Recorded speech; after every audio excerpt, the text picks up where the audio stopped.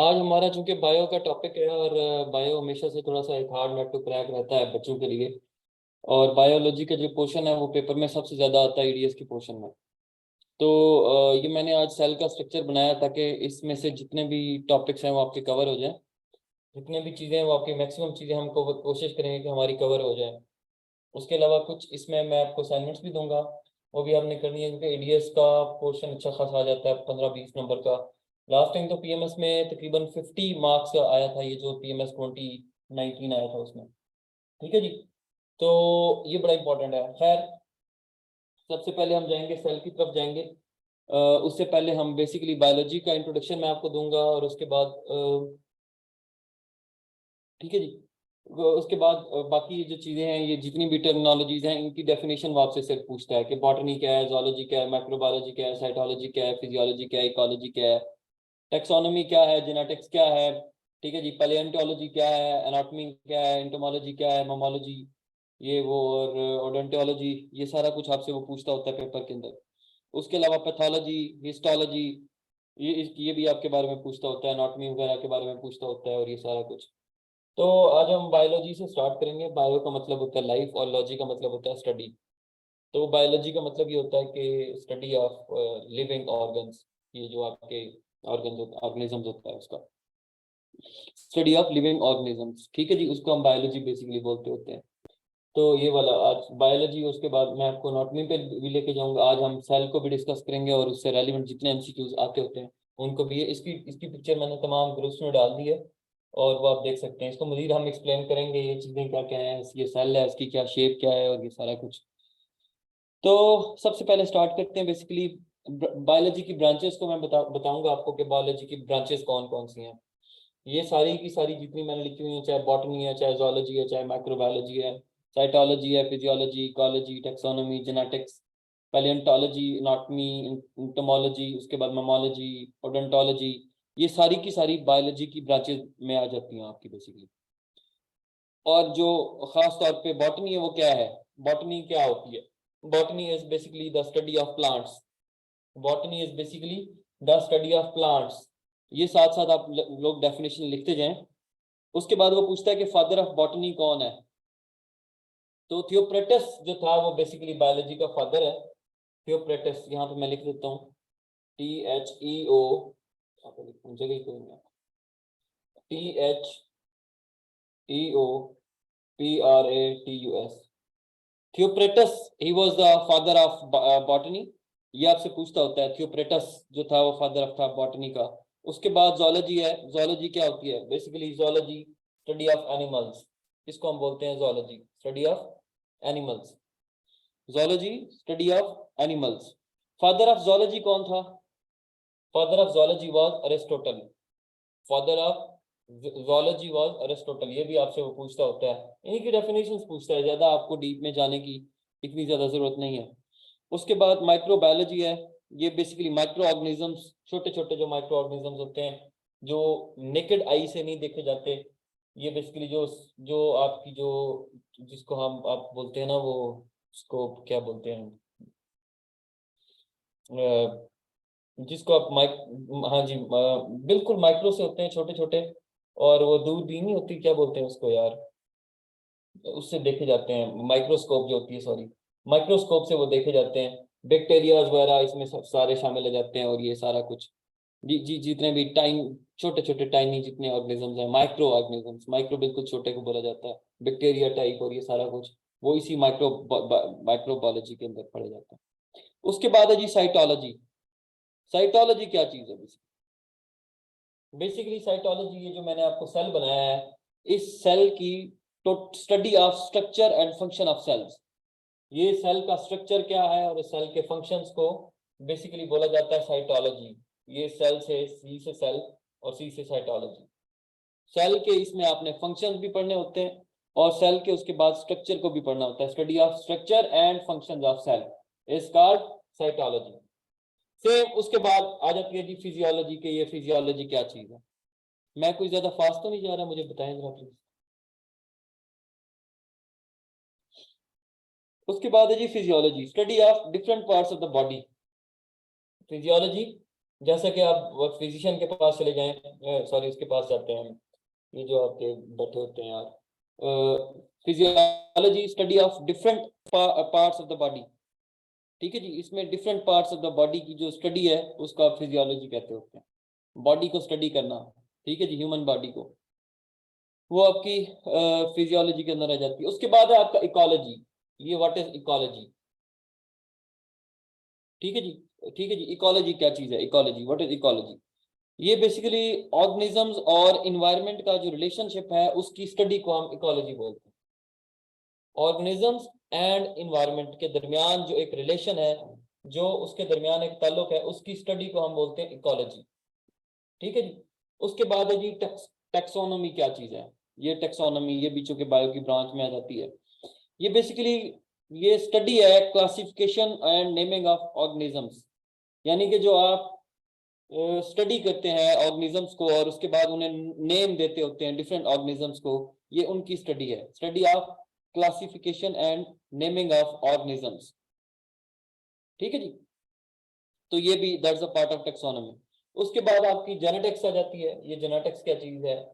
Genetics आपको पता है कि जेनेटिक्स में ये, इसमें आप इनहेरिटेड जो आप जीन्स की बात होती है, स्टडी जीन्स क्या होते हैं? बेसिकली जीन्स ये आपके माइक्रोसोम्स के अंदर प्रेजेंट होते हैं। ठीक है जी, ये मैं आपको भी डिस्कस करूंगा बाद में जाके, ये जेनेटिक्स के अंदर। जेनेटिक्स में बेसिकली जो स्टडी होती है इनहेरेंट कैरेक्टरिस्टिक्स, जो जो पेरेंट्स से ऑफ स्प्रिंग्स में होती हैं, पैदा होती हैं, यानी कि जो basic genetics, study of genetics कह लें आप इसको, जीन्स। ठीक है, यानी कि जो पेरेंट्स से ट्रांसफर होते हैं बच्चों में, उनकी बेसिकली जो स्टडी की जाती है उसको आप कहते हैं जेनेटिक्स। कैरेक्टर उनकी जो जो जो बेसिकली एक इनहेरिटेड कैरेक्टरिस्टिक्स होती हैं, खूबियाँ। ठीक है जी, उस तरह की वो माओ और बाप से बच्चों के अंदर जो पैदा होती हैं, ठीक है जी, जीन्स के अंदर फॉर्म में कन्वर्ट होती हैं। अच्छा, उसके बाद है जी पैलियोंटोलॉजी। ये क्या चीज है? ये स्टडी ऑफ फॉसिल्स। ये जो फॉसिल्स की स्टडी है उसको आप बोलते होते हैं पैलियोंटोलॉजी। पैलियोंटोलॉजी स्टडी ऑफ फॉसिल्स। पहले दौर में जितने बहुत बड़े बड़े होते थे, ये क्या कहते हैं, जो डायनासोर्स वगैरह, और वो जमीन के अंदर गड़ गए हैं और फॉसिल्स की फॉर्म में कन्वर्ट हो जाते हैं। स्टडी ऑफ फॉसिल्स, ये पेपर में पूछता होता है, इसलिए ये जरूरी है, इनको आपको याद रखना आना चाहिए। ठीक है जी। उसके बाद आप आगे की तरफ जाएंगे और बायोटेक्नोलॉजी की तरफ, के बायोटेक्नोलॉजी क्या चीज है, वो भी इसी, बायोटेक्नोलॉजी भी इसका पार्ट है बेसिकली।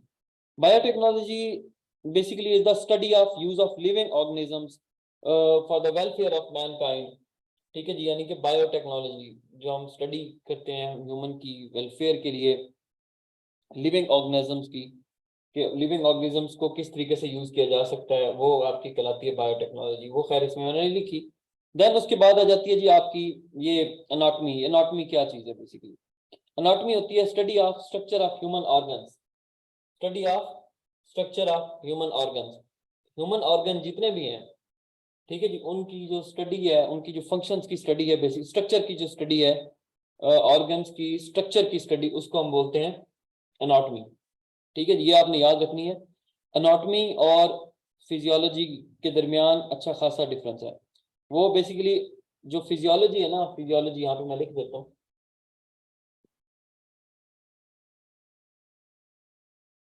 ये physiology. Physiology basically study of functions of human organs. ये ह्यूमन ऑर्गन के फंक्शंस की बात यहाँ पे कर रहा है, जबकि यहाँ पे एनाटॉमी के अंदर स्ट्रक्चर की बात होती है। ठीक है जी। आप आपके तकरीबन कोई यहाँ पे 10 से 14 लोग ऑनलाइन हैं आप सब, तो आप ये देखें, इनमें से काफी सारे डॉक्टर्स भी होंगे, बायो भी पढ़ी होगी, तो आप ये देख सकते हैं। फिजियोलॉजी बेसिकली और एनाटॉमी के दरमियान बेसिक डिफरेंस के, anatomy is the study of structure of human organs, while physiology is the study of functions of human organs। ठीक है जी। उसके बाद एक हिस्टोलॉजी आ जाती है, वो और चीज है, वो बताता हूँ आपको बाद में। उसके बाद आ जाए एंटोमोलॉजी के ऊपर। ये एंटोमोलॉजी क्या चीज है? ये एंटोमोलॉजी बेसिकली इंसेक्ट्स जो होते हैं, छोटे छोटे इंसेक्ट्स, उनकी स्टडी का नाम है। Study of insects is called entomology, study of insects, उसको बोलते होते हैं, इंसेक्ट्स की स्टडी को एंटोमोलॉजी कहते होते हैं। उसके बाद है जी मैमोलॉजी क्या होती है। ये मैमोलॉजी क्या है, ये जितने भी मैमल्स हैं उनकी स्टडी को मैमोलॉजी कहा जाता है, मैमोलॉजी, जितने भी मैमल्स पाए जाते हैं। ठीक है जी, ये मैमल्स भी मैं आपको भी पढ़ाऊंगा थोड़ी देर के बाद। उसके बाद ओडोंटोलॉजी, ओडोंटोलॉजी, ओडोंटोलॉजी बेसिकली जो हमारे दांत होते हैं उनकी स्टडी को कहते हैं। ये आपका ओडोंटोलॉजी यानी कि दांतों की स्टडी। ये जितने भी ऑर्थोपेडिक सर्जन होते बैठे होते हैं, ठीक है जी, और क्या कहते हैं, नहीं ऑर्थोपेडिक नहीं, ये डेंटिस्ट वगैरह होते हैं, दांतों की स्टडी को बेसिकली ओडोंटोलॉजी कहते होते हैं। ठीक है जी, द स्टडी ऑफ टीथ। ठीक है जी, और उसके बाद इसी तरह तरीके से एक इच्थियोलॉजी, थियोलॉजी भी होती है, वो स्टडी ऑफ फिश का नाम है। इच्थियोलॉजी, ICHTHEOLOGY, इच्थियोलॉजी, ये स्टडी ऑफ फिश को बोला जाता है, वो इसमें मैंने नहीं ऐड की। इसी तरीके से एक डेंडोलॉजी होती है, डेंडोलॉजी वो वुड की, वुड और प्लांट्स पर वुड की स्टडी जो है वो डेंडोलॉजी कहलाती है। लेकिन ये मेन चीजें हैं, इनको आप लोग लाजमी देख लें। ठीक है, यहाँ तक बात क्लियर हो गई है।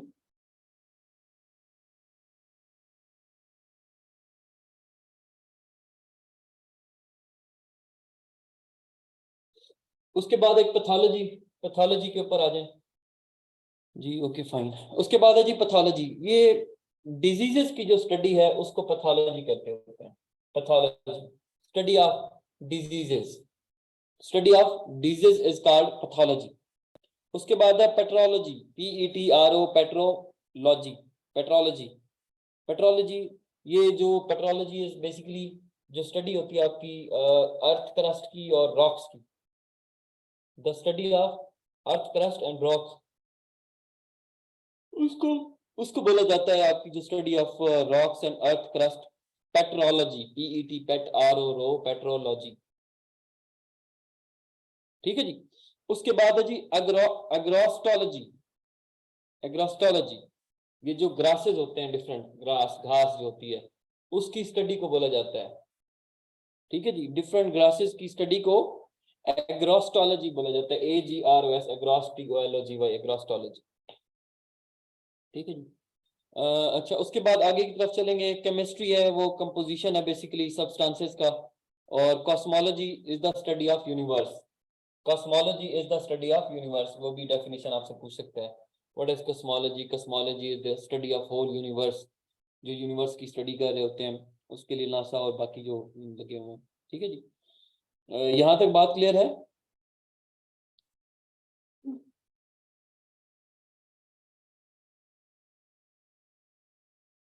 उसके बाद है हिस्टोलॉजी।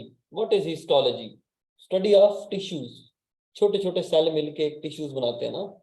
ठीक है, अभी बताता हूँ आपको कि एक टिश्यू कैसे बनता है और सेल की फंक्शनिंग क्या कैसे कैसे होती है। तो उसके बाद हम आगे की तरफ चलेंगे, जहाँ तक मेरे ख्याल से क्लियर हो गया हुआ है। उसके बाद जाते हैं सेल के ऊपर। ये जो हमारा ह्यूमन सेल है, जो हमारा आज का टॉपिक भी है, स्पीड स्लो के। अच्छा, histology, histology basically is the study of cell and tissues, cell की स्टडी को और टिश्यूज की स्टडी को बोला जाता है हिस्टोलॉजी।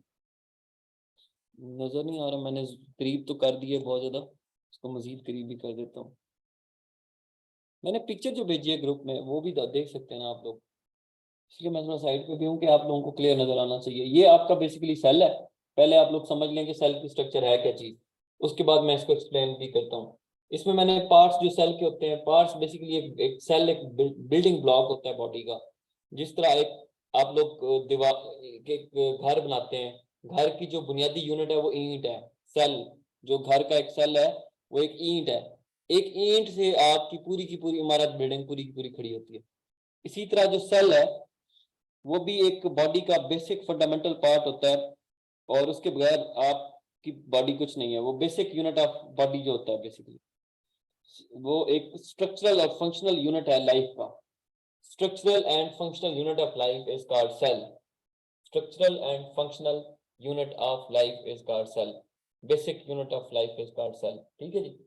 अच्छा, सेल है क्या चीज? ये बेसिकली पूरे मैंने सेल की पिक्चर बनाई है। इसमें ये बीच वाला न्यूक्लियस, ये न्यूक्लियस है, बीच वाला न्यूक्लियस। न्यूक्लियस के अंदर ये जो न्यूक्लियस के आसपास ये जो थिक सब्सटेंस आपको जाली टाइप नजर आ रहा है, ये बेसिकली क्रोमाटिन है, क्रोमाटिन। ठीक है जी, ये जो मैंने बनाए बॉक्सेस बने हुए हैं इसके अंदर क्रोमाटिन है। उसके बाद ये जो बाहर वाली आउटर लेयर है, ये जो आपस में कनेक्टेड है एक ये इसकी तरह से, इसको बोलते हैं न्यूक्लियर एनविलॉन, न्यूक्लियर एनविलॉन, न्यूक्लियर एनविलॉन। अभी इनके फंक्शन वगैरह बताता हूँ आपको। उसके बाद ये एक फ्लैजेला है और ये आपकी सीलिया है। ये ऊपर फ्लैजेलिया, ये मैंने रेड पेन के साथ लिखा है फ्लैजेलिया, फ्लैजला, इसको फ्लैजला भी कहते हैं और इसको सीलिया भी कहते होते हैं। ये सीलिया और ये फ्लैजला, फर्क इनमें मैं बताता हूँ आपको। ये बड़े साइज का होता है और सीलिया छोटे साइज का होता है। और एक इनकी जो आपस में डिस्टेंस है, ये इसकी ये और जगह पे होता है, ये सीलिया और जगह पे होता है। फंक्शन दोनों का सेम ही है। ये बेसिकली माइक्रो ऑर्गेनिजम्स को ट्रीट करता है और सीलिया जो है ये जो आपका एयर ड्रम होता है उसके अंदर यूज किया जाता है। और ये सीलिया आपकी बेसिकली जो एक गिट होती है ना, गिट, उसमें आपको हेल्प करता है उनकी मूवमेंट को, उनकी गिट की मूवमेंट को करवाता होता है। बेसिकली गिट का मतलब ये होता है कि gastro intestinal tract, gastro intestinal tract. ठीक है जी। और उसके बाद आगे की तरफ चलते हैं। ये देखें, ये जो आपको नजर आ रहा है ये माइटोकॉन्ड्रिया है, माइटोकॉन्ड्रिया। ये माइटोकॉन्ड्रिया क्या करता है? ये माइटोकॉन्ड्रिया बेसिकली घट, अच्छा घट है या गिट है? गिट या घट एक ही बात है, गिट है ना भाई, इंटेस्टिनियल है ना, गैस्ट्रो इंटेस्टिनियल तो जी आई है ना, ठीक है, गेट ही है। अच्छा, mitochondria, what is mitochondria? Basically mitochondria एक सेल का जो बेसिक जो पावर हाउस होता है उसको माइटोकॉन्ड्रिया कहते हैं। ये बताता हूँ आपको मैं। ये आपका माइटोकॉन्ड्रिया हो गया। ये साइटोप्लाज्म है, बिल्कुल झिल्ली नुमा होती है, सब्सटेंस, थिक सब्सटेंस होता है बेसिकली साइटोप्लाज्म। इसकी फंक्शनिंग भी बताता हूँ। ये ऊपर वाली बाहर वाली जो आउटर लेयर है ये सेल मेम्ब्रेन है। ये सेल को टॉक्सिक सब्सटेंसेस से बचाती है, जो भी उसके अंदर चीजें जाती हैं। देन उसके बाद ये आपकी लाइसोसोम, ठीक है जी, ये इसके बारे में बताता हूँ आपको। ये लाइसोसोम, ये जो एक मैंने बनाई हुई है यहाँ पे, ये एक ईआर है, रफ ईआर है, और ये आपकी स्मूथ ईआर है। ये वाली स्मूथ ईआर है और ये वाली रफ ईआर है। ईआर का मतलब ये होता है कि endoplasmic reticulum, endoplasmic plasmic reticulum. ये रफ ईआर, इसकी फंक्शन बताता हूँ। उसके बाद ये जो स्मूथ ईआर है इसकी भी। और ये जो छोटे छोटे डॉट्स बने हुए हैं ये बेसिकली रिबोसोम्स होते हैं, रिबोसोम्स। उसके बाद ये सीलिया आपका हो गया, ये आपकी सिक्रेट सिक्रेट सिक्रेटो वेसल होती है, ये छोटी वाली। उसके बाद ये गोल्गी एपरेटस है, ये बड़ी वाली, ये गोल्गी एपरेटस। उसके बाद ये वाली माइक्रोवेली है, माइक्रोवेली। और ये वाली अगेन क्रोमाटिन है।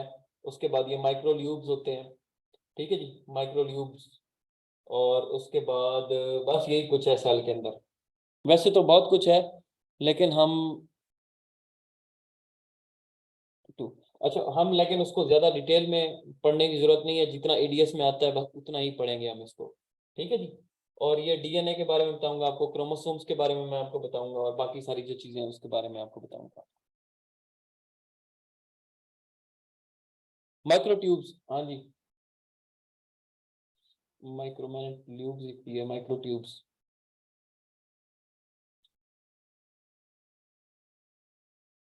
ठीक है जी, माइक्रोट्यूब्स। अब हम इनको एक एक करके शुरू करेंगे। यार भाई प्रोनाउंसिएशन वगैरह पे मेरी ना जाना, उसकी रीजन ये है कि मैंने जिंदगी में बायो कभी नहीं पढ़ी, एफएससी में भी बायो नहीं पढ़ी। मैं इंजीनियर आदमी हूँ और ये बीच में जोर लगा के जो मैंने पढ़ा हुआ है वही आपको मैं पढ़ाने की कोशिश करूंगा। ठीक है जी, जो मैंने आपको पढ़ा हुआ है वही आपको पढ़ाने की कोशिश करूंगा। तो ईडीएस में ये बायो के पोर्शन में मुझसे ज्यादा चीजें एक्सपेक्ट करने की जरूरत नहीं है, ठीक है जी। लेकिन इतना मुझे पता है कि जितना मैं पढ़ाऊंगा वो बहुत अच्छा होगा, ठीक है, क्योंकि मैं इंसाफ पूरा करूंगा आपके साथ, ये नहीं होगा कि मैं ना करूं। और क्योंकि मैंने जिंदगी में कभी बायो नहीं पढ़ी तो मैं आपको क्या पढ़ाऊंगा, जो आती है मैं वही पढ़ाऊंगा। तो इसलिए मेरी प्रोनाउंसिएशन और इन चीज़ों पे आपने नहीं जाना। और ये भी शुक्र करें कि मैं आपको इसका पोर्शन पढ़ा रहा हूँ, ठीक है जी। उसके बाद आगे की तरफ चलेंगे। मुझे इसके लिए कितनी मेहनत करनी पड़ती है ये आपकी सोच है, ठीक है। हर दफा ही इसको जरा गौर से पढ़ना पड़ता है बायो वाले पोर्शन को। उसके बाद हम सेल को ना डिस्कस करने की तरफ जाते हैं। सेल बेसिकली होता क्या है? आप सबको पता है कि हमारी बॉडी में 75% वाटर से बनी हुई है। अच्छा चलो, कोई भी होगा तो मैं उसको समय लगा दूंगा, पढ़ा देगा वो। और क्या कहते हैं, हमारी बॉडी में बेसिकली 75% वाटर है। मैं कोशिश ये कर रहा हूँ कि आपको एमसीक्यूज कवर करवाऊँ, बात सिंपल सी है। ठीक है जी, जितने एमसीक्यूज इसमें से आते होते हैं, बाकी आप इन चीज़ों में प्रोनाउंसिएशन वगैरह पे ना जाए तो बेहतर है। ठीक है जी, और उसके बाद आगे की तरफ जाते हैं। पालने वाले, ओ माय गॉड, मुझे तो पता नहीं था वैसे इस बात का कि माशाल्लाह ये डॉक्टरेट यहाँ पे बैठे हुए हैं। आई एम फार्मेसी डॉक्टरेट, क्या बात है। ठीक है, अच्छा खैर झिले आज का टॉपिक, और बर्दाश्त करें, लेकिन उम्मीद है कि ये अच्छा ही होगा, इतना बुरा नहीं पढ़ाऊंगा मैं। सेल से हम स्टार्ट करते हैं। एनाटॉमी मैंने आपको बता दी हुई है। एनाटॉमी बेसिकली स्टडी है, study of structure of human organ. इसी तरह ह्यूमन फिजियोलॉजी है, study of function of human organs. और उसके बाद हिस्टोलॉजी है, study of cell and tissues. और पैथोलॉजी स्टडी ऑफ डिजीज को बोलते होते हैं। बाकी ये बेसिकली जो हमारी बॉडी, डिफरेंट ऑर्गेनिजम्स होते हैं हमारी बॉडी के अंदर, जैसे डिफरेंट ऑर्गेनिजम्स होते हैं, कौन कौन से, मसलन आपका सर्कुलेटरी सिस्टम है, उसके बाद आपका रिस्पिरेटरी सिस्टम है, उसके बाद आपका यूरिनरी सिस्टम आपका हो गया, देन उसके बाद आपका इम्यून सिस्टम है, नर्वस सिस्टम है, मस्क्यूलोस्केलेटल सिस्टम है, रिप्रोडक्टिव सिस्टम्स है। तो ये काफ़ी सारे हैं आपकी बॉडी में। ये जितने भी हैं, ये बेसिकली जो बेसिक यूनिट है लाइफ का, वो सेल है हमारी बॉडी का। तो सेल मिलके, बहुत सारे सेल मिलके बनाते हैं टिश्यूज। बहुत सारे सेल मिलके बनाते हैं टिश्यूज। बहुत सारे टिश्यूज मिलके बनाते हैं ऑर्गन्स। ये जो हम डिफरेंट ऑर्गन्स पढ़ते होते हैं, ह्यूमन ऑर्गन्स को। तो ये बेसिकली सेल मिलके टिश्यूज बनाया, टिश्यूज ने आगे आगे ऑर्गन्स बनाया, ऑर्गन्स मिलके ह्यूमन ऑर्गन्स बना के ऑर्गन सिस्टम बनाते हैं। ऑर्गन सिस्टम एक कंप्लीट जब हो जाता है तो ऑर्गेनिजम्स वो आपका बन जाता है, यानी कि पूरा फर्द आपके पास आ जाता है, ऑर्गेनिजम्स। देन उसके बाद डिफरेंट ऑर्गेनिज्म मिलके कम्युनिटी बनाते हैं, डिफरेंट मर्द फीमेल मेल, वो सारे के सारे मिलके कम्युनिटी बनाते हैं। कम्युनिटी से फिर सीधा उसमें इकोसिस्टम आपका इन्वॉल्व हो जाता है, बायोम्स वगैरह आपके आ जाते हैं। वो फिर सारा मिल मिला के बायोस्फीयर बनाते हैं, और बायोस्फीयर में आपकी जो लाइफ है वो आगे फिर अर्थ के ऊपर पॉसिबल है। तो यूं एक सेल जो है वो आपकी बेसिक जितनी भी हमारी लाइफ है, उस उसकी जो एग्जिस्टेंस है वो इस सेल की वजह से है। ठीक है जी, इसकी इतनी इंपॉर्टेंस है। अब हम इसको थोड़ा सा स्टडी कर लेते हैं सेल के बारे में, कि ये है क्या चीज़ और हिस्ट्री क्या है इसकी। सेल की हिस्ट्री भी मैं आपको थोड़ी सी बता देता हूँ, उसके बाद हम आगे की तरफ जाते हैं। बेसिकली ये रॉबर्ट हुक थे, 1665 में इन्होंने डिस्कवर किया था इस सेल को। Robert Hooke, ROBERT, Robert HOO के हुक, 1665 में। ठीक है जी, उसने बेसिकली ये माइक्रोस्कोप, एक सेल्फ मेड माइक्रोस्कोप उसने बनाई हुई थी, वहां से उसने इसको डिस्कवर किया था। और फिर 1831 के अंदर रॉबर्ट ब्राउन था, उसने फिर इसके अंदर जो न्यूक्लियस की प्रेजेंस है उसको ढूंढा था, कि सेल के अंदर न्यूक्लियस की भी प्रेजेंस है। ठीक है जी। अच्छा अच्छा, उसके बाद यानी कि 1831 के अंदर रॉबर्ट ब्राउन था, उसने ये कहा कि भाई इस सेल के अंदर एक न्यूक्लियस भी पाया जाता है, और वो न्यूक्लियस यहाँ पे है। ये 1831 की बात है। ठीक है जी, उसके बाद दो जर्मन साइंटिस्ट थे, एक श्वान था और दूसरा भी आपका शिलिडन था। 1831 के अंदर उन्होंने सेल की थ्योरी दी थी, यानी कि श्वान, SCHWAN, श्वान कह लें, श्वान कह लें। और दूसरा जो था वो आपका शिलिडन था। उन्होंने 1831 में 1839 के अंदर जाके दोनों ने एक सेल की थ्योरी दी थी। ठीक है जी, तो उस थ्योरी के अंदर उन्होंने एक्सप्लेन किया था, और उसके बाद तीन मेन पॉइंट्स थे उस सेल की थ्योरी के। वो तीन मेन पॉइंट्स क्या थे? वो तीन मेन पॉइंट्स, एक आपका आउटर जो लेयर है, आउटर कवर, ये सेल मेम्ब्रेन के बारे में उन्होंने बताया, आउटर मेम्ब्रेन के बारे में। उसके बाद जो एक फ्लूइड सराउंड कर रहा होता है न्यूक्लियस को, ये जो आपका साइटोप्लाज्म है, ये वाला साइटोप्लाज्म, दूसरा इसके बारे में बताया, और तीसरा न्यूक्लियस के बारे में बताया। ये तीन मेन चीजों के बारे में, बाकी चीजें बाद में आस्ता आस्ता डिस्कवर होती हैं। साइटोप्लाज्म, ये आपका सेल मेम्ब्रेन, और उसके बाद आपकी ये जो न्यूक्लियस है उसके बारे में आपको बताया।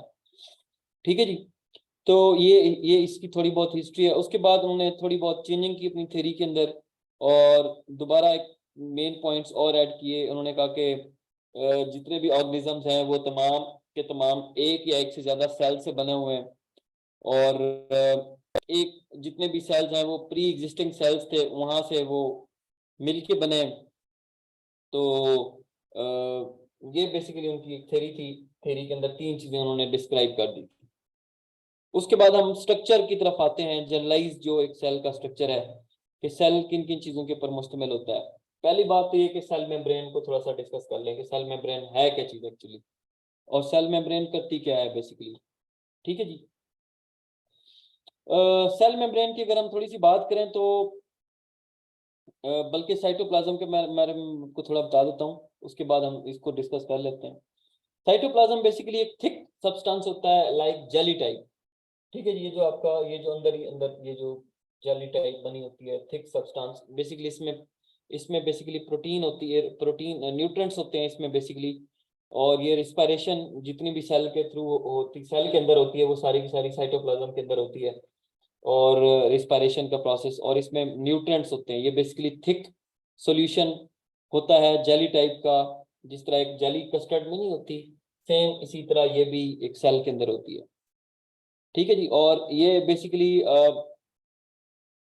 साइटोप्लाज्म फ्लूइड मटेरियल होता है। और इसके बारे में आपको और क्या बताऊं, ये इंक्लोज होता है मेम्ब्रेन के अंदर।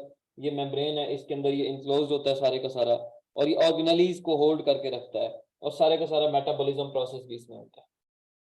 ठीक है जी। अच्छा ठीक है जी। मेटाबॉलिज्म प्रोसेस भी इसके अंदर हो रहा होता है, और दूसरा ये ऑर्गेनेलीज को होल्ड करके रखता है, ये जो आपका साइटोप्लाज्म है। सेल मेम्ब्रेन की तरफ जाए तो ये आउटर मोस्ट लेयर है सेल की, ये जो बाहर की जितनी बड़ी लेयर है आउटर मोस्ट लेयर है। और ये एनिमल सेल में भी होती है, प्लांट सेल में भी होती है। प्लांट सेल में सेल वॉल होती है, प्लांट सेल के अंदर प्लांट सेल में सेल वॉल होती है। और एनिमल सेल के अंदर एक एनिमल सेल के अंदर भी पाई जाती है, ह्यूमन के अंदर ये सेल मेम्ब्रेन हम इसको बोलते होते हैं। अच्छा, उसके बाद आगे की तरफ चलते हैं। ये बेसिकली 60 to 80% प्रोटीन से बनी होती है, ये जो सेल मेम्ब्रेन है। It is composed of almost 60 to 80% of protein, और 20 to 40% इसमें लिपिड्स होते हैं, और छोटी सी क्वांटिटी इसमें कार्बोहाइड्रेट्स की भी होती है। यानी कि आपको मैं लिपिड्स भी पढ़ाऊंगा, अभी प्रोटीन्स भी पढ़ाऊंगा, और कार्ब्स भी सारे के सारे पढ़ाऊंगा, विटामिन भी जो 12-13 विटामिन है वो सारे के सारे पढ़ाऊंगा। तो वो भी आप लोगों ने देखने हैं। लेकिन ये जो सेल मेम्ब्रेन है इसकी कंपोजिशन मैंने आपको बता दी है, 60 to 80% प्रोटीन है, 20 to 40% आपके लिपिड्स आ जाते हैं। उसके बाद जो स्मॉल क्वांटिटी है, छोटी बहुत थोड़ी बहुत, वो कार्बोहाइड्रेट्स से बनी होती है। जो एनिमल के अंदर ये होता है उसमें 70% वाटर पाया जाता है, हमारी बॉडी में 75% है। उसके बाद बेसिकली प्रोटीन मॉलिक्यूल्स जो है वो इसमें एम्बेडेड होते हैं लिपिड बाइलेयर के अंदर, और उसको हम फ्लूइड मोज़ेक भी कहते होते हैं। और उसके बाद ये बेसिकली ये मटेरियल की ट्रांसपोर्ट के काम आती है। ये जो सेल मेम्ब्रेन है ये हेल्प करती है बेसिकली मटेरियल को ट्रांसपोर्ट करने में, एक जगह से दूसरी जगह जाने के अंदर बड़ी ज्यादा हेल्प करती है उसके बाद। और ये बैरियर के तौर पे एक्ट करती है सेल के अंदर जितना भी कंटेंट पड़ा हुआ है और बाहर का एनवायरनमेंट। ठीक है, यानी कि जो टॉक्सिक सब्सटेंसेस सेल के अंदर घुसने की कोशिश करते हैं ये उनको बाहर निकाल देती है सेल मेम्ब्रेन जो है। ठीक है, कोई भी चीज अगर सेल के अंदर जबरदस्ती आना चाहे जो कि उसको रिक्वायर्ड नहीं है, तो ये उसको बाहर की तरफ फेंक देगी, बैरियर के तौर पे एक्ट करेगी। ठीक है जी। इसके बाद इसको और क्या बताएं आपको, बस यही कुछ इसके बारे में कर लें, काफी है सेल मेम्ब्रेन के बारे में। ठीक है जी। और उसके बाद हम आगे की तरफ जाते हैं और रिबोसोम्स की तरफ जाते हैं। रिबोसोम्स क्या होते हैं ये मैं एक एक करके आपको सारे बताता जाऊंगा। ये आपका रिबोसोम मैंने यहाँ पे लिखा हुआ है। रिबोसोम्स क्या होते हैं बेसिकली, ये प्रोटीन मॉलिक्यूल्स को मैन्युफैक्चर करते हैं। ठीक है जी। और ये ब्लूप्रिंट्स को फॉलो करते हैं जो इनकोडेड ऑन, ये जो इनकोडेड होते हैं ना आरएनए के अंदर, एमआरएनए के अंदर, उसके अंदर जो ब्लूप्रिंट्स इनकोडेड होते हैं उनको फॉलो करते हुए ये प्रोटीन मॉलिक्यूल्स को मैन्युफैक्चर करते हैं रिबोसोम्स। ठीक है जी। रिबोसोम्स क्या करते हैं, प्रोटीन मॉलिक्यूल्स को वे मैन्युफैक्चर करते हैं, जो एक ब्लूप्रिंट इनका इनकोडेड होता है एमआरएनए के ऊपर, उसके ऊपर उनको फॉलो करते हुए। और ये पार्शली प्रोड्यूस कर, ये पार्शली ये न्यूक्लियस के अंदर भी प्रेजेंट होते हैं, थोड़े बहुत ये न्यूक्लियस के अंदर भी, ये जो रिबोसोम्स होते हैं न्यूक्लियस के अंदर भी पाए जाते हैं। ये जो आपके रिबोसोम्स होते हैं। ठीक है जी, यहां तक बात क्लियर है? साइटोप्लाज्म को दोबारा बता दूं, चलिए दोबारा बता देता हूँ। साइटोप्लाज्म बेसिकली एक एक्वस किस्म का मटेरियल होता है जिसके अंदर सेल की ऑर्गेनेलीज होती है। ठीक है जी, और एक सोल्यूबल पार्ट की तरह ये मुश्तमिल होता है, थिक जेली टाइप की तरह ये होता है। ठीक है जी, और ये सेल का सारा मादा होता है बेसिकली इसमें। और उसके बाद ये सेल की जो ऑर्गेनेलीज होती हैं, जैसे एंडोप्लाज्मिक रेटिकुलम हो गई, गोल्गी कॉम्प्लेक्स, माइटोकॉन्ड्रिया, रिबोसोम्स, प्लास्टिड्स, ये जितने भी होते हैं ये सब इन्हीं के अंदर ही होते हैं, ये साइटोप्लाज्म के अंदर ही होते हैं। ठीक है जी, जितने भी हैं, जितनी ऑर्गेनेलीज होती हैं सारी की सारी इसी के अंदर होती हैं। उसके बाद ये इनसॉल्युबल वेस्ट होता है जिसमें कैल्शियम, सेलुलोज और नाइट्रोजन वेस्ट वगैरह प्रोड्यूस होता है। इनसॉल्युबल वेस्ट बेसिकली होता है। ठीक है, जिसमें कैल्शियम, सेलुलोज और बाकी जो नाइट्रोजीनियस वेस्ट वगैरह है वो भी प्रोड्यूस होता है। उसके बाद जो इसका एक सॉल्युबल पार्ट होता है, दूसरा इनसॉल्युबल पार्ट होता है, आप यूं भी इसको कह सकते हैं। रिबोसोम्स एक्चुअली जी न्यूक्लियस के अंदर ही पाए जाते हैं। उसके बाद आगे चलते हैं। ये सोल्यूबल पार्ट जो है उसको हम कहते हैं साइटोसोल। साइटोसोल, वो जो इसका सोल्यूबल पार्ट है साइटोप्लाज्म का, उसको हम बोलते हैं साइटोसोल, CYTOSOL। और वो मजीद दो हिस्सों में डिवाइड होता है, एक सॉल के अंदर और एक SOL, सॉल के अंदर और दूसरा जेल के अंदर, सॉल एंड जेल के अंदर। यानी कि साइटोप्लाज्म को दो हिस्सों में डिवाइड कर लें, एक सोल्यूबल पार्ट हो गया, एक आपका इनसोल्यूबल पार्ट हो गया। जो सोल्यूबल पार्ट है मैं उसकी बात कर रहा हूँ, एक सॉल इसके अंदर पाया जाता है, दूसरा जेल। सॉल बेसिकली नॉन विशियस होता है और ट्रू सोल्यूशन होता है, सॉल उसको बोलते हैं, नॉन विशियस एंड ट्रू सोल्यूशन। जेल विशियस होता है बहुत ज्यादा, और कोलोडियल काइंड ऑफ सोल्यूशन होता है जो एक जेल है। ठीक है जी, और जो जितनी भी साइटोप्लाज्म है 90% ये पानी से बनी होती है।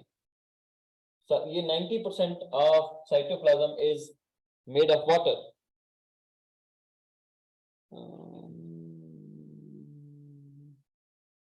सर और ये भी साइटोसोल सोल्यूबल पार्ट होता है साइटोप्लाज्म का, ये भी पेपर में आया हुआ था।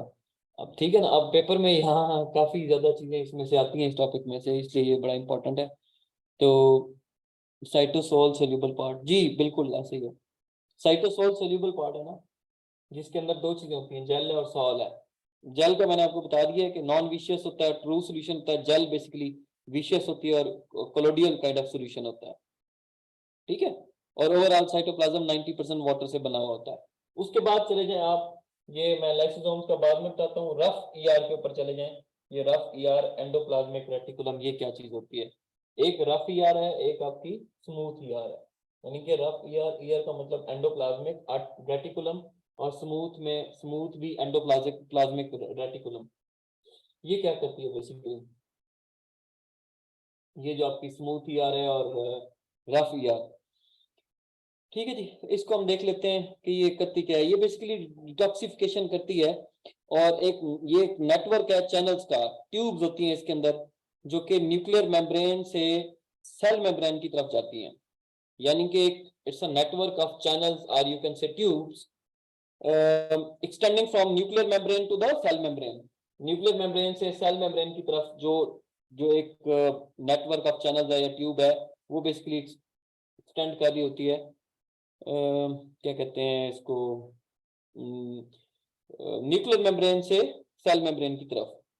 और जो वॉल्स होती हैं इन चैनल्स की, उनको बोलते हैं सिस्टर्ने। सिस्टर्ने, CISTIRNA,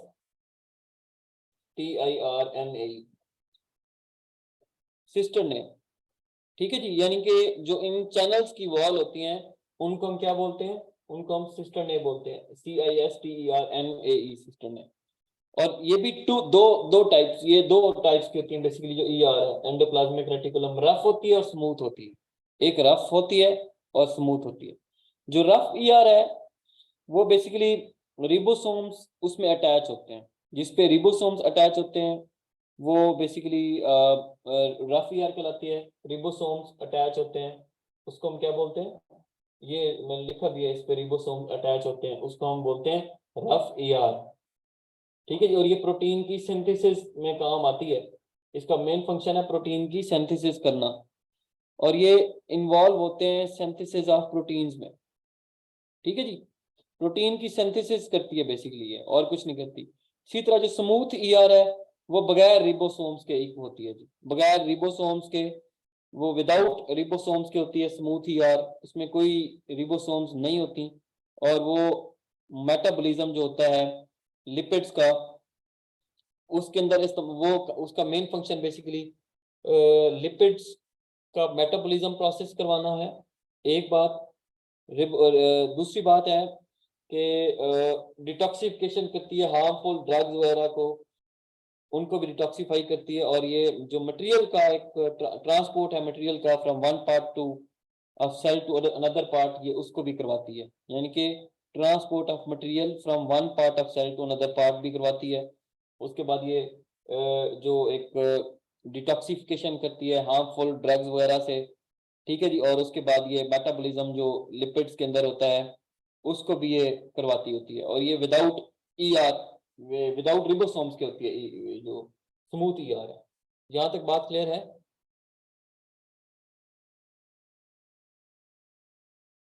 ठीक है जी। ये बायो का पोर्शन ऐसे ही है, ये बड़ी मुश्किल से समझ आता है। ये आपका अगर इकोनॉमिक्स का बैकग्राउंड है तो मुश्किल होगा आप मतलब चीज़ों को अंडरस्टैंड करना, लेकिन क्या करें, पढ़ाना तो है ना। ठीक है। और है भी बड़ा इंपॉर्टेंट टॉपिक। ठीक है जी। यहाँ तक बात आपको समझ लगी है?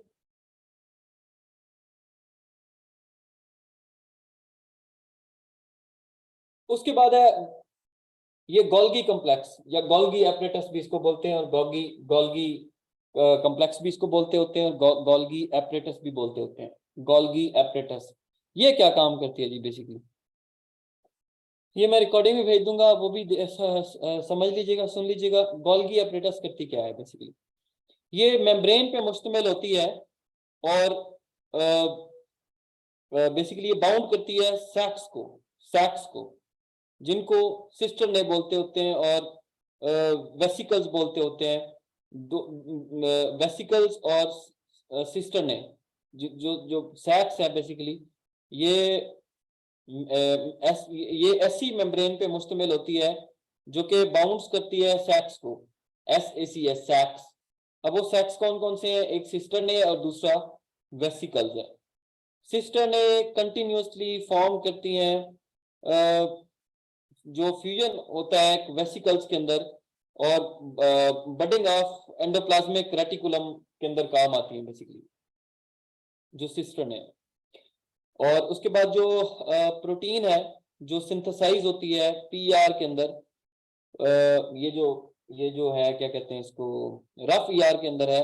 रफ ईआर के अंदर जो प्रोटीन सिंथेसाइज, क्योंकि रफ ईआर का मेन काम ही प्रोटीन की सिंथेसिस करना है, तो वो बेसिकली ट्रांसफर्ड होती है गोल्गी कॉम्प्लेक्स में, जहां पे उसको कन्वर्ट किया जाता है फिनिश्ड प्रोडक्ट के अंदर, और वहां से वो एक्सपोर्ट की जाती है सेल के बाहर या सेल के अंदर, जहां भी उसको जरूरत पड़ती है, चाहे वो सेल के अंदर हो चाहे वो सेल के बाहर हो। मैं दोबारा इसको एक्सप्लेन करता हूँ। बेसिकली जो प्रोटीन सिंथेसाइज होती है रफ ईआर के अंदर, वो ट्रांसफर होती है सीधा गोल्गी कॉम्प्लेक्स के अंदर, ये यहाँ पे इस गोल्गी कॉम्प्लेक्स के अंदर, जहां पे इसको कन्वर्ट किया जाता है फिनिश प्रोडक्ट के अंदर, प्रोसेस हो के सारे का सारा। वहां से फिर इसको या तो सेल से अगर बाहर निकाल कोई चीज लेनी हो उससे, या फिर अंदर कोई चीज उसको अंदर करना हो या बाहर करना हो, तो जहां पे भी जरूरत होती है उसको, वहां पे फिर ये एक्सपोर्ट कर दी जाती है या फिर इंपोर्ट कर दी जाती है। और ये मॉडिफाई करती है लिपिड्स को, उसमें कार्बोहाइड्रेट्स भी ऐड करके। ये जो आपकी गोल्गी एपरेटस है ये मॉडिफाई करती है लिपिड्स को, उसमें कार्बोहाइड्रेट्स को भी ऐड करती रहती है। ठीक है जी। मैं दोबारा इसको एक्सप्लेन कर देता हूँ। ये बेसिकली मेम्ब्रेन के ऊपर कंसिस्ट करती है, जो कि बाउंड करती है सैक्स को, सैक्स में सिस्टर ने और वेसल्स, VESCILES।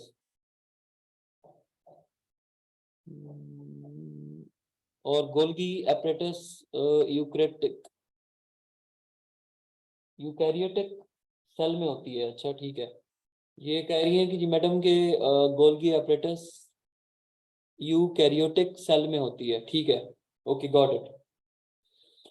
ठीक है जी, ये गोल्गी अपरेटस का था फंक्शन। उसके बाद हम आते हैं लाइसोसोम्स की तरफ। ये वाले लाइसोसोम्स, ये जो सेल का पार्ट है, ये क्या करते हैं बेसिकली?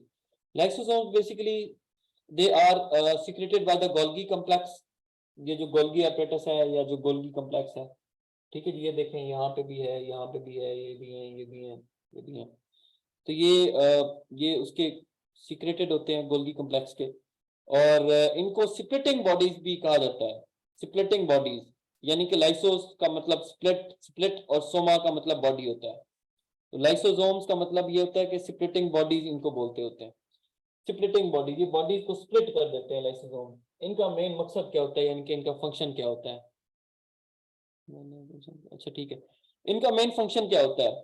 ये बेसिकली स्पेशल प्रोटीन इनके अंदर होती है जिनको हम एंजाइम्स कहते होते हैं, जो कि ब्रेक डाउन करती है किसी भी हार्मफुल फॉरेन पार्टिकल्स को या बैक्टीरिया वगैरह को, ठीक है, जो भी सेल के अंदर एंटर होने की कोशिश करता है। यानी कि इसके अंदर स्पेशल प्रोटीन यानी कि एंजाइम्स मौजूद होती हैं ये इस लाइसोसोम्स के अंदर। लाइसोसोम्स के अंदर क्या मौजूद होती हैं? एंजाइम्स मौजूद होती हैं। अब एंजाइम्स क्या करती हैं? जो भी बैक्टीरिया शिक्टेरिया है या जो भी बाहर से कोई एक्सटर्नल फैक्टर आ रहा है, एंजाइम्स बेसिकली ब्रेक डाउन करती हैं हार्मफुल फॉरेन पार्टिकल्स को, कोई भी बैक्टीरिया है, और उसको बचाती हैं कि वो सेल के अंदर एंटर ना हो बेसिकली।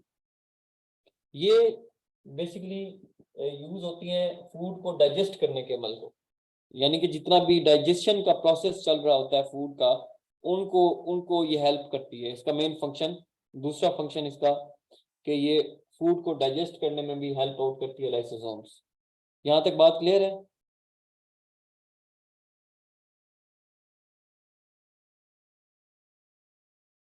उसके बाद उसके बाद हम आगे की तरफ चलते हैं, जो इनका स्टोर हाउस होता है। माइटोकॉन्ड्रिया पे मैं बाद में जाऊंगा, न्यूक्लियस पे बाद में जाऊंगा। स्टोर हाउस, वैक्यूल्स, VACU, ये मैं लिख देता हूँ यहाँ पे।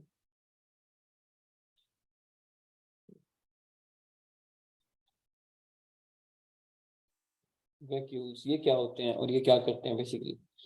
ये सिंगल मेम्ब्रेन बाउंडेड ऑर्गेनेली होती है। सिंगल मेम्ब्रेन बाउंडेड ऑर्गेनेली ये करती क्या है? वैक्यूल्स क्या करते हैं बेसिकली? फंक्शन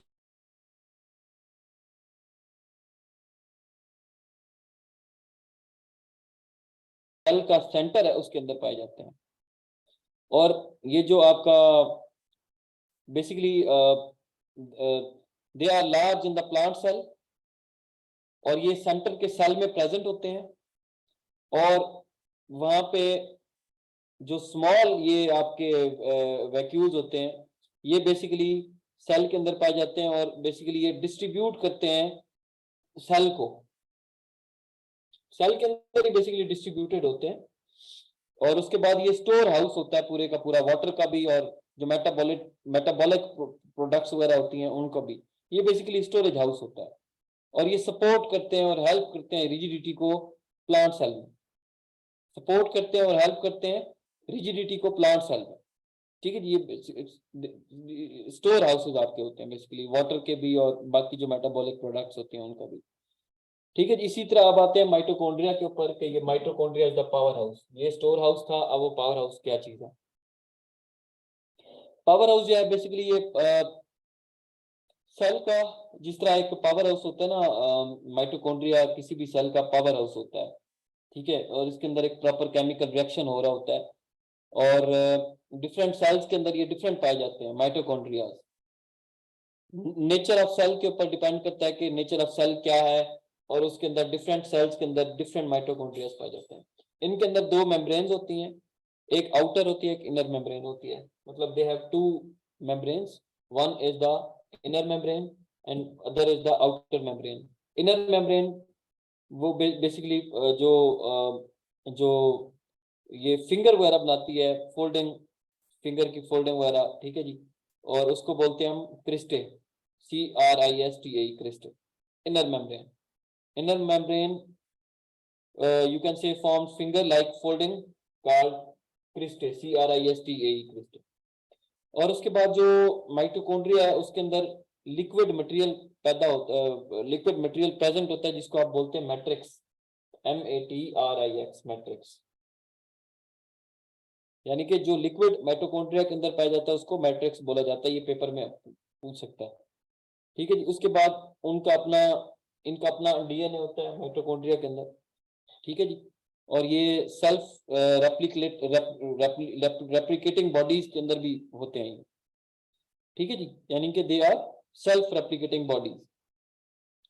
पर्पस इनका क्या है? पर्पस इनका ये है कि ये सिंथेसाइज करते हैं एटीपी को। What is ATP?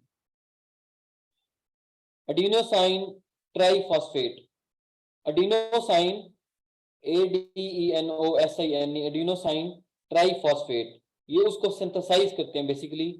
और ये यूज की जाती है, ये प्रोवाइड करती है बेसिकली सेल को, एनर्जी प्रोवाइड करती है बेसिकली सेल को, ठीक है जी। यानी कि ये जो एटीपी है ये सेल को एनर्जी प्रोवाइड करती है और ये उसी को सिंथेसाइज करते हैं। सेल को एनर्जी प्रोवाइड, पावर हाउस क्या होता है? बिजली पैदा करने के लिए पावर हाउसेस बने होते हैं, ठीक है जी, एनर्जी जनरेट करते हैं बेसिकली।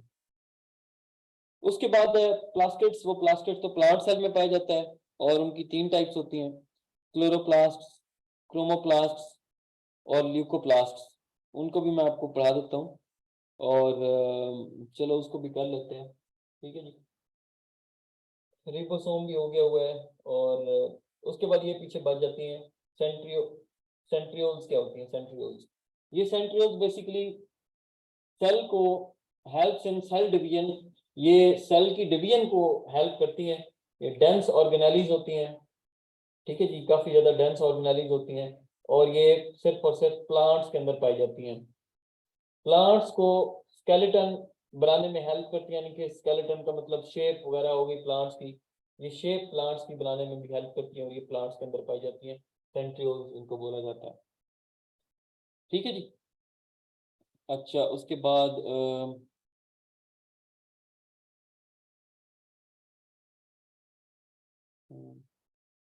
ये एनिमल सेल के अंदर पाई जाती है, ठीक है ना, ये एनिमल सेल के अंदर पाई जाती है, एनिमल सेल के अंदर भी पाई जाती हैं और ये बेसिकली न्यूक्लियस के साथ साथ ही होती हैं बेसिकली। इनके अंदर 9 टोटल माइक्रोट्यूब्स होती हैं, सर्कल के अंदर अरेंज हुई होती हैं। एक सेंट्रियोल्स के अंदर 9 आपकी माइक्रोट्यूब्स होती हैं, ये भी पूछ सकता है आपसे। और हर माइक्रोट्यूब के अंदर मजीद 3 जो है वो छोटी छोटी ट्यूबूल्स होती हैं, ट्यूबूल्स, छोटी छोटी 3 ट्यूबूल्स होती हैं। ये सेल की डिवीजन के काम आती है बेसिकली, ठीक है जी। उसके बाद हम आते हैं न्यूक्लियस की तरफ। ये जो मेन पार्ट है हमारा न्यूक्लियस, ये न्यूक्लियस क्या करता है सेल का? सेल का जो न्यूक्लियस है ये बेसिकली एनिमल सेल में तो इसको ये सेंटर ऑफ सेल के दरमियान पाया जाता है, यानी कि जो एनिमल सेल होते हैं उनमें ये सेल के सेंटर में पाया जाता है।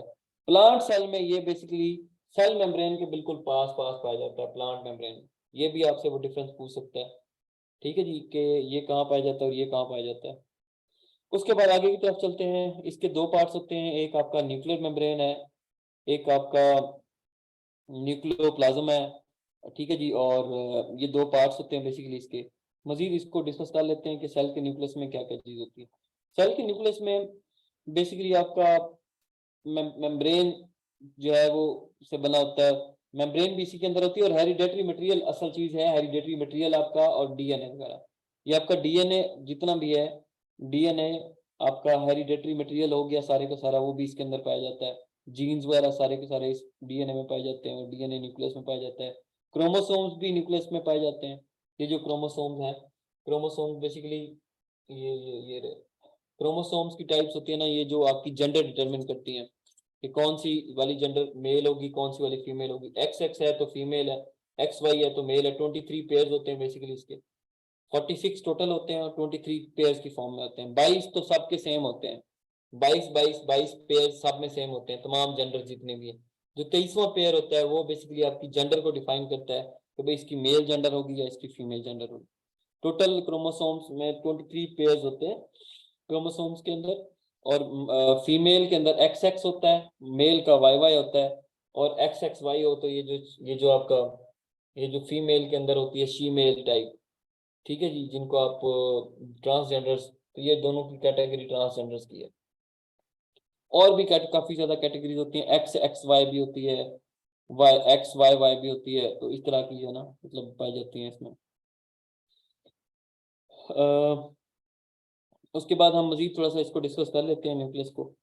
न्यूक्लियर मेम्ब्रेन क्या चीज होती है?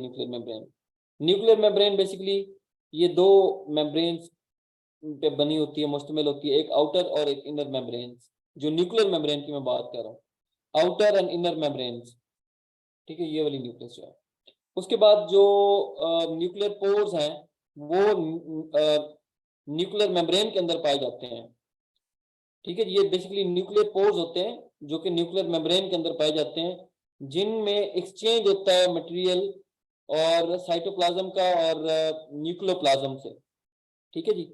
न्यूक्लियोप्लाज्म और साइटोप्लाज्म के दरमियान बेसिकली जो मटेरियल प्लेस किया जाता है, ये उसको एक्सचेंज करती है बेसिकली ये जो न्यूक्लियर मेम्ब्रेन की मैं बात कर रहा हूँ।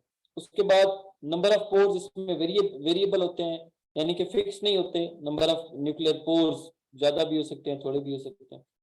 न्यूक्लियर मेम्ब्रेन्स ये बेसिकली सेपरेट करते हैं न्यूक्लियोप्लाज्म को साइटोप्लाज्म से। न्यूक्लियर मेम्ब्रेन सेपरेट करती है बेसिकली, ठीक है जी। न्यूक्लियर मेम्ब्रेन सेपरेट किसको करती है? न्यूक्लियोप्लाज्म और साइटोप्लाज्म से। न्यूक्लियोप्लाज्म क्या है और साइटोप्लाज्म क्या है? साइटोप्लाज्म बता दिया, वो न्यूक्लियोप्लाज्म क्या चीज है? ये लिक्विड मटेरियल होता है जो कि एक न्यूक्लियर मेम्ब्रेन के अंदर प्रेजेंट होता है।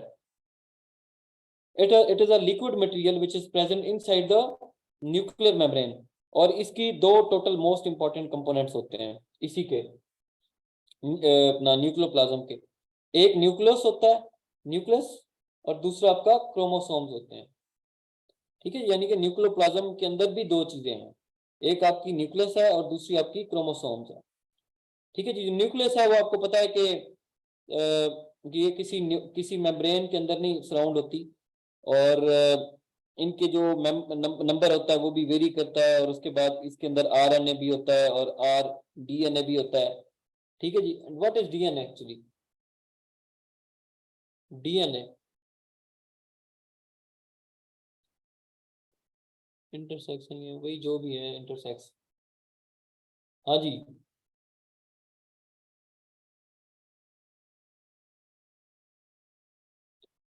डीऑक्सी राइबो न्यूक्लिक एसिड, बाज़ लोग इस पे भी गलत लगा के जाते हैं, तो ये पूछता होता है deoxy ribo nucleic acid, DNA. DNA stands for deoxy ribo nucleic acid. और ये बेसिकली सिंथेसाइज करते हैं राइबोसोमल आरएनए को, ठीक है जी। यानी कि न्यूक्लियोप्लाज्म दो हिस्सों में डिवाइड होता है, एक न्यूक्लियस और एक क्रोमोसोम्स। क्रोमोसोम्स का मैं आपको पहले ही बता दिया हुआ है। और ह्यूमंस में 46 होते हैं, फ्रॉग में 26 होते हैं। फ्रॉग में 26 होते हैं, ह्यूमंस में 46 होते हैं। ये विजिबल होते हैं ड्यूरिंग सेल डिवीजन के अंदर, क्रोमोसोम्स जो हैं। जब सेल की डिवीजन होती है तो तब ये विजिबल होते हैं। और ठीक है जी, बस इतना ही कर लें। और क्रोमोसोम्स बेसिकली प्रोटीन्स से बनते हैं और डीएनए से बनते होते हैं, प्रोटीन्स एंड डीएनए। और डीएनए हेरिडेटरी मटेरियल है बेसिकली, जो बच्चों से जो पेरेंट्स से ऑफस्प्रिंग में जो भी चीज जीन्स वगैरह की मुंतकिली होती है वो थ्रू इसके होती है। जो टोटल नंबर ऑफ सेल्स है ह्यूमन बॉडी के अंदर वो 37.2 ट्रिलियन है। 37.2 ट्रिलियन है number of sales.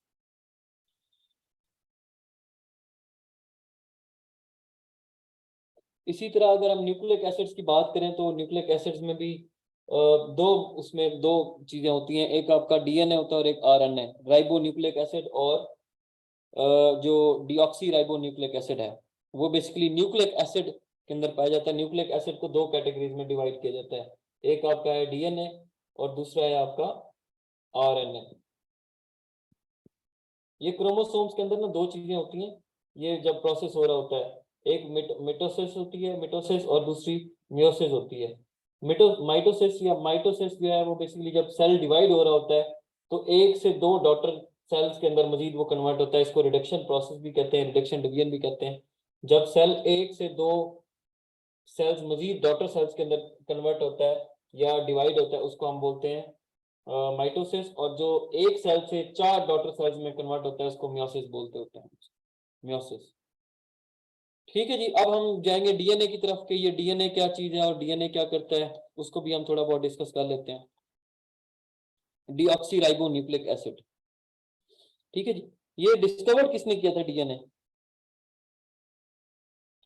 Frederick Miescher, MISCHER, Friedrich Miescher, Friedrich FREDRIC, Friedrich Miescher ने ये डीएनए को डिस्कवर किया था। और इसका जो मॉडल दिया था वो वाटसन और दो बंदे थे, एक वाटसन था और एक क्रिच था। क्रिच, वाटसन एंड क्रिच, दो बंदे थे, वाटसन एंड क्रिच, CNICH। ये दो बंदों ने मॉडल दिया था इस डीएनए का शेप बना के, और उसके बाद इसको डिस्कवर किया था फ्रेडरिक मिस्चर ने, MISCHER, स्विस फ्रेडरिक, जेड़ा भी है। ठीक है जी। अच्छा, आगे की तरफ हम चलते हैं। और क्या रहेंगे इसमें, चलो इसी डीएनए को करते हैं। ये बेसिकली जर्मन साइंटिस्ट था एक, फ्रेडरिक MIESCHER मिस्चर, 1869 के अंदर इसको डिस्कवर किया था, इस डीएनए के बच्चे को, जिसकी वजह से आज हम लोग इसको पढ़ के ख्वार हो रहे हैं।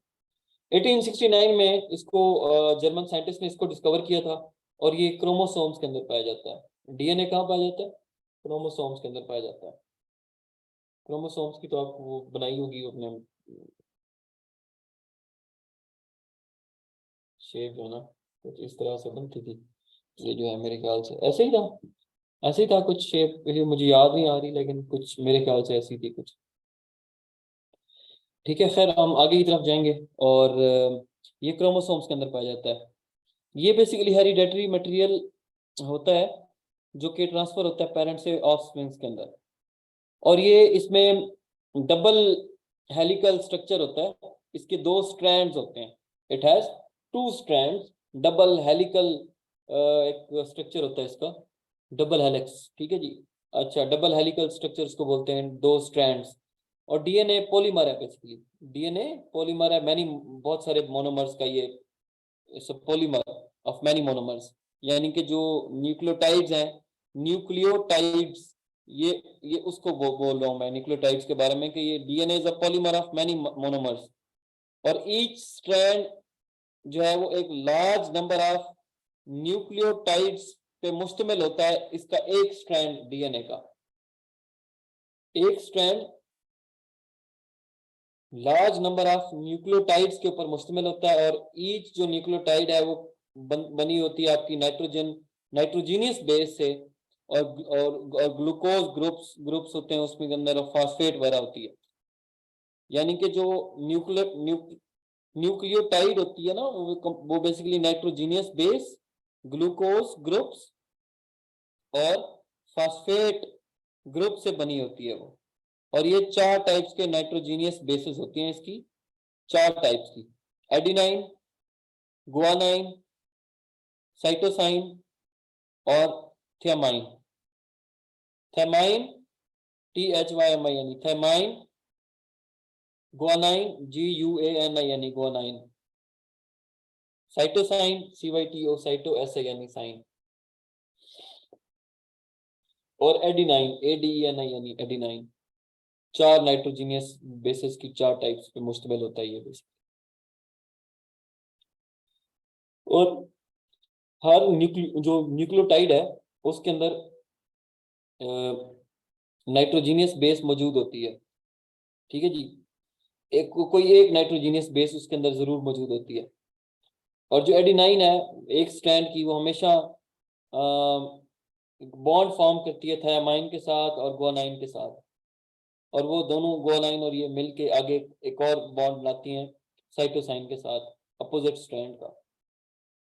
और जो एडिनाइन है और गुआनाइन है उनको बोलते हैं प्योराइन, PURI, यानी प्योराइन, प्योराइन, PURI, यानी purine. Adenine and guanine are called purine. और जो साइटोसाइन और थियामाइन है उनको कहते हैं पेरीमेडाइन, PYRI, पेरीमेडाइन, MIDI, यानी पेरीमेडाइन। ये तो आपका हो गया डीएनए। अब हम जाते हैं आरएनए की तरफ। ये आरएनए क्या चीज है? Ribonucleic acid, nucleic acid. Ribonucleic acid ये सिंगल स्ट्रैंड पे मुश्तमिल होता है। इसका एक डबल नहीं होता, बल्कि ये सिंगल स्ट्रैंड के ऊपर एक ही इसका स्ट्रैंड होता है। और ये इसमें राइबोस शुगर होती है, बल्कि इसमें डिऑक्सी राइबोस शुगर नहीं होती, राइबोस शुगर नहीं होती इसके अंदर। राइबोस शुगर होती है, डिऑक्सी राइबोस शुगर नहीं होती इसके अंदर। सिर्फ राइबोस शुगर होती है, और इसकी नाइट्रोजीनियस बेस तो होती है, लेकिन थियामाइन की जगह यूरासिल पाया जाता है, URACIL।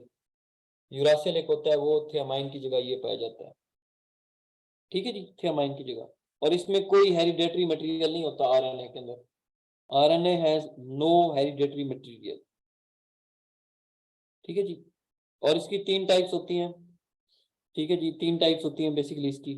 एक आपका मैसेंजर आरएनए होता है, जिसको mRNA बोलते होते हैं, mRNA। एक दूसरा आपका आरएनए rRNA होता है, स्मॉल r RNA। उसको बोलते हैं राइबोसोमल आरएनए। राइबोसोमल आरएनए, यानी कि आरएनए को राइबोसोमल आरएनए कहते होते हैं उसको। उसके अंदर तमाम चीजों की डिटेल होती है एमआरए के अंदर। ठीक है जी, राइबोसोमल के अंदर। और जो ट्रांसफर है, एक एक एक टी आरएनए होता है, जिसको ट्रांसफर आरएनए बोलते हैं। टीआरएनए, टीआरएनए, एमआरएनए और आरएनए। या very toughest. Synthesis of mRNA and DNA, इन दोनों को क्या बोलते हैं? ये जो सिंथेसिस होता है एमआरएनए का और डीएनए का, उसको हम बोलते हैं ट्रांसक्रिप्शन। ट्रांसक्रिप्शन, ठीक है जी। यानी कि जब एमआरएनए और डीएनए मिलते हैं तो उसको बोलते हैं ट्रांसक्रिप्शन। और जब प्रोटीन को आप सिंथेसाइज कर रहे होते हैं एमआरएनए से, उसको बोलते हैं translation. Synthesis of protein from mRNA, ये वाला एमआरएनए, इज कॉल्ड ट्रांसलेशन। और synthesis of mRNA and DNA is called transcription. ठीक है जी, सिंपल। अच्छा, उसके बाद हम प्लांट्स और एनिमल सेल की तरफ जाएंगे। ये प्लांट सेल और एनिमल सेल के अंदर क्या क्या डिफरेंस होता है, तो ये भी पढ़ लें आज। इसको पढ़ा के खत्म करते हैं। प्लांट सेल क्या होते हैं, ये लिखना शुरू कर दें आप। प्लांट सेल क्या होता है और एनिमल सेल क्या होता है। जो मैं बल्कि रेस करता हूँ, यहाँ पे लिख देता हूँ।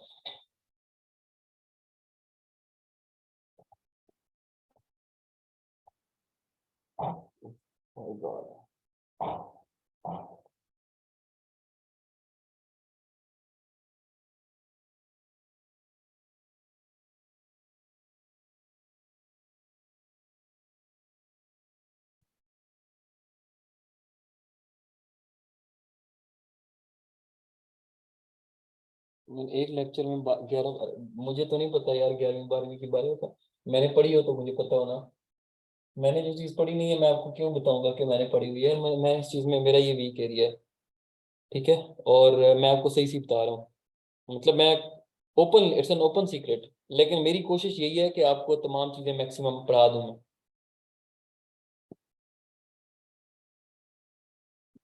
प्लांट सेल प्लस और दूसरा एनिमल सेल, इसके अंदर क्या डिफरेंस होता है?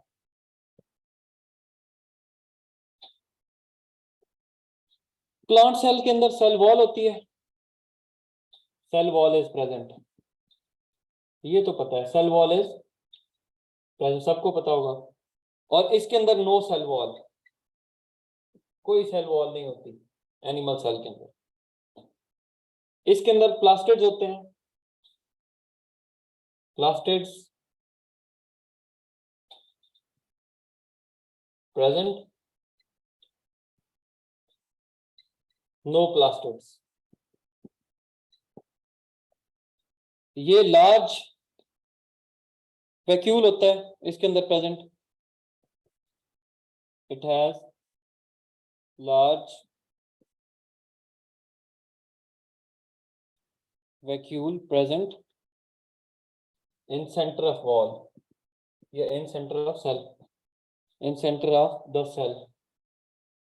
जबकि इसके अंदर it has small small vacuole, इसमें डिस्ट्रीब्यूट होता है basically, which is distributed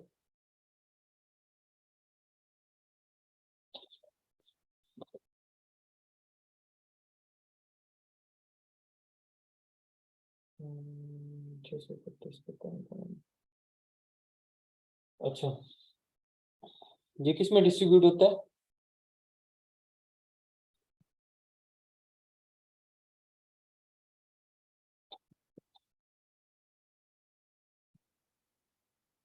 through out the cell wall. ठीक है जी, थ्रू आउट द सेल। उसके बाद एक और डिफरेंस,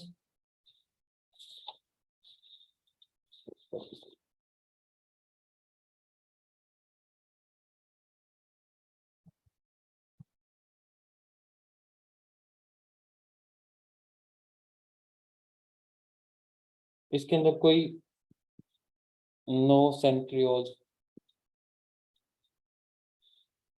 इसमें पेयर ऑफ सेंट्रियोल होता है।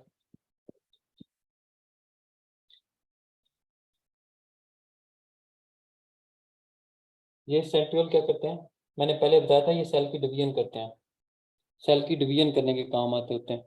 और इसमें न्यूक्लियस नहीं पाया जाता, नो न्यूक्लियस।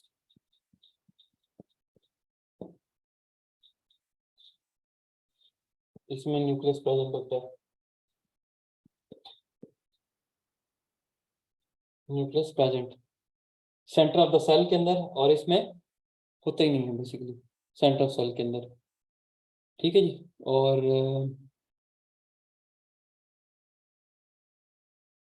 उसके बाद मैं आपको एक और चीज पढ़ाऊं इसमें।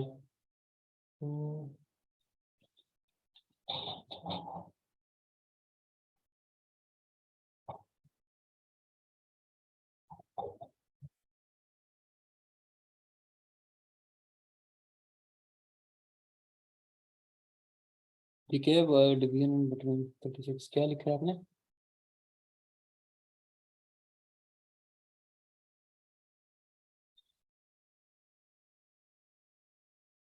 यहाँ तक काफी है या आगे पढ़ाऊं?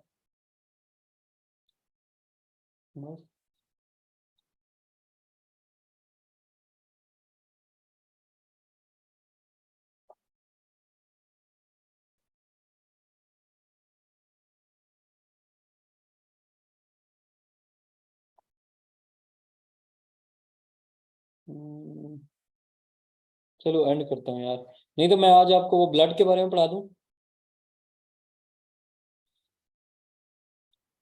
ब्लड के अंदर आरबीसीज, वाइट बी डब्ल्यूबीसीज, प्लाज्मा वगैरह, फिर उनकी फर्दर टाइप्स, प्लेटलेट्स वगैरह, और ये सारा कुछ।